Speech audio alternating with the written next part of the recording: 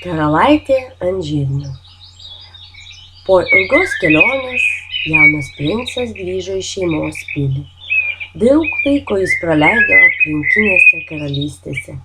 Mat jo tėvai pageidavo, kad aplankytų kitus kraštus ir susirastų ten kandidatę savo į žmonas.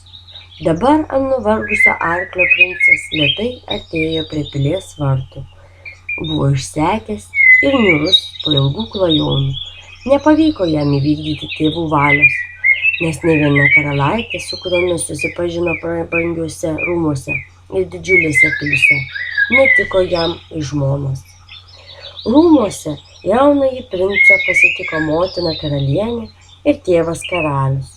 Nors sūnus ir nevykdė jų valios, į namus sugrįžo vienas, bet sužadėtinis džiaugėsi, kad po ilgų klajonių sveikas ir gyvas yra vėl kartu su jais. Karalius su karalienė labai mylėjo savo vienturtį sūnų, troško, kad būtų išmintingas valdovas ir laimingas žmogus.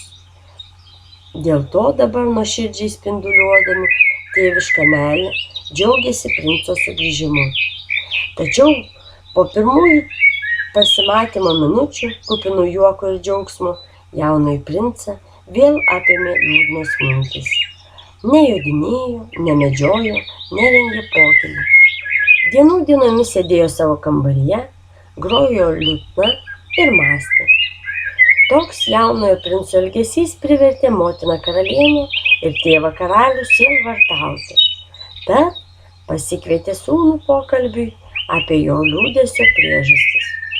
Princas papasakojo jiems apie savo kelionę po svečias šalis ir apie tai, kad nesutiko nei vienos karalaitės, rūmų panelės ar bajoraitės, tokios gražios ir protingos, kurią būtų panorėjęs vesti. Princo pasakojimas buvo toks graudus, kad nors ir sosto salėje ir grojo kapela, tarnai tiekė gėrimus ir vaisius, karališkąją šeimą apėmė liūdesys. Vieną darganotą naktį, siaučiant dideliai audrai ir liūčiai, į pilies vartus pasibeldė permirkusi ir sužvarbėjusi mergaitė, kuri vedėsi astilą apkastą su sunkomis skryniomis. Raktininkas, atidaręs pilies vartus, su nuostaba apžiūrinėjo nepažįstamąją, vieną keliaujančią tokiu siaubingu oru ir taip vėlai. O ji paprašė, kad leistų pasimatyti su karaliumi ir karaliene. Karališkoji pora, nustebinta tokio keisto vizito, vis tik sutiko priimti naktinę atvykėlę. Prieš karalių ir karalienę pasirodė graži ir rūpestingai išauklėta mergina.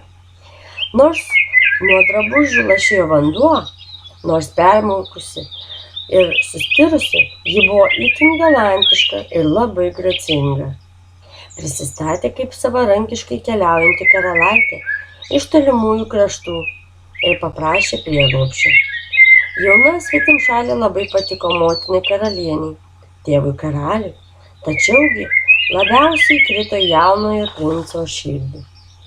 Nuvargusi ir sušaldžiusi keliauninkai buvo paruošta didžiulė lova. Motina karalienė asmeniškai stebėjo, kad kambarinė sudėta ant jos 20 didžiausių ir minkščiausių čiužinių. Tai buvo patogiausia ir maloniausias, kokio tik gali benorėti guolis. Kai ta puikiai minkšta lova jau buvo paklota, karalienė įsakė dvariškiai po apatinių čiužinių padėti žirnį.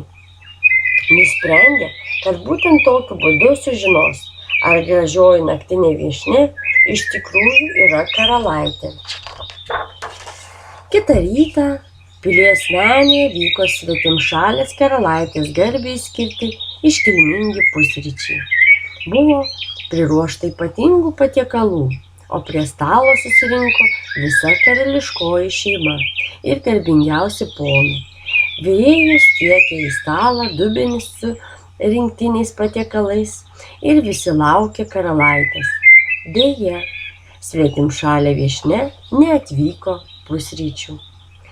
Sunerimusi dėl nepasirodžiusios karalaitės motina karalienė nuėjo į jos kambarį. Surado ją visą apsiašarojusią. Jaunoji karalaitė, labai išvargusi nuo nemigos, žiovavo ir aiškiai buvo nepatenkinta dėl nepatogaus guolio, kuriame jai teko praleisti visą naktį. Ryte jautėsi taip blogai, kad neturėjo jėgų dalyvauti iškilminguose pusryčiuose, surengtose jos garbei. Išbalusi, neišsimiegojusi ir net truputėlį įsižeidusi karalaitė, motinai karalienė tuoj pat paaiškino tikrąją savo nakties kančių priežastį. Parodė jai žirnį, kurį surado po 20 pūkinių čiužinių. Tai tas mažytis kietas grūdelis sukėlė jai nemigą ir nuvargino ją. Ji visą karalaitės kūną išmargino skaudžiomis mėlynėmis. Karalienė, didžiausiai karalaitės nuostabai, jos skundų ir priekaištų tuomet klausėsi su ypatingu džiaugsmu ir iš laimės net rankomis plojo. Dabar įsitikino, kad jos išbandymas pavyko ir kad jaunoji svetimšalė tikrai yra karalių vaikas. Tik tikra karalaitė galėjo turėti tokią švelnią odą ir tokį jautrų kūną, kad per 20 pūkinių čiužinių jai nepakeliamas suspaustų mažas žirnis. Motina karalienė pasikvietė jaunąjį princą ir džiaugsmingai pranešė jam, jog naktinė viešnia yra tikriausia karalių duktė.